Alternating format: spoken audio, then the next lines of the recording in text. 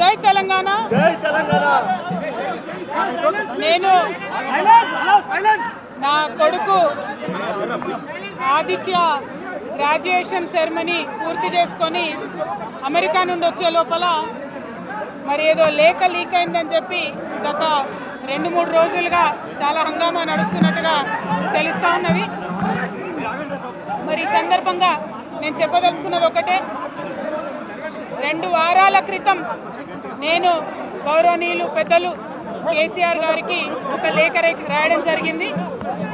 నేను ఈ విధంగా కేసీఆర్ గారికి ఇదివరకు కూడా నా ఒపీనియన్స్ ఎప్పుడున్నా కూడా లేఖ ద్వారా చెప్పడం జరిగింది. అయితే ఈసారి నేను మొన్ననే చెప్పున్నాను, కుట్రలు కుతంత్రాలు జరుగుతూ ఉన్నాయని.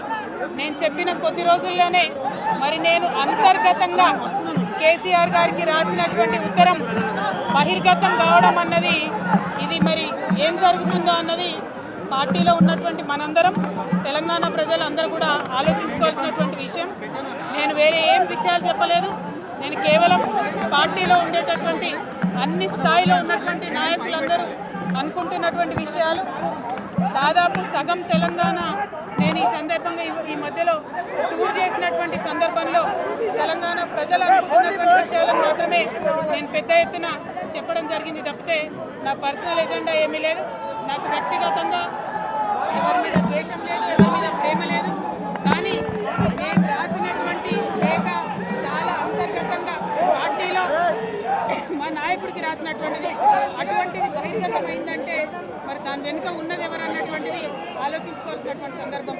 I have return to my father Sri KCR గారు feedback which I got from every stature of the leader from our party and from Telangana people broadly 2 weeks back.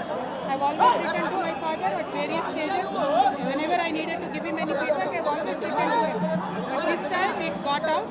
I believe it is the handiwork of some of the cowards in the party, and the party should decide how to deal with them. I have not written anything negative against KCR garu or the party. Pero kutra jarugutund antunnaru. To strengthen the party and to work for the people of Telangana. Feedback mechanism is necessary, and that is what I have done. Thank you. Jai Telangana. Evaru kutra chese vallu evaru kutra chesta unnaru evaru kutra chesta unnaru. KCR గారు దేవుడు, కేసీఆర్ గారు దేవుడు. కానీ కేసీఆర్ గారి చుట్టుకొని దయ్యాలు ఉన్నాయి. వాళ్ళ వల్ల చాలా నష్టం జరుగుతున్నది. పార్టీలో ఉండేటటువంటి నాకు, నేను కేసీఆర్ గారి కూతుర్ని, అంతరంగికంగా నేను రాసినటువంటి లేఖనే బయటికి వచ్చిందంటే మరి ఇతర సామాన్యుల సంగతి, ఇతరుల పరిస్థితి ఏంటి పార్టీలో అనేది ఇవాళ చర్చ జరగాల్సినటువంటి అవసరం ఉన్నది. దానికోసమే ఇవాళ నేను మీతో మాట్లాడుతూ ఉన్నానంటే రెగ్యులర్గా నేను ఇచ్చిన ఫీడ్బ్యాక్ అందులో స్పెషల్ ఏం లేదు. ఏ మీటింగ్ అయినా ఏదైనా కూడా నేను సార్కి ఇస్తానే ఉంటాను. కానీ ఈసారి ప్రత్యేకించి బయటికి రావడం అన్నది నేను బాధాకరంగానే ఉన్నది. అయితే ఈ లేఖ, ఈ విషయం అంతా చూసుకొని కాంగ్రెస్ బీజేపీ పార్టీలు బాగా సంబరపడుతున్నట్టున్నాయి.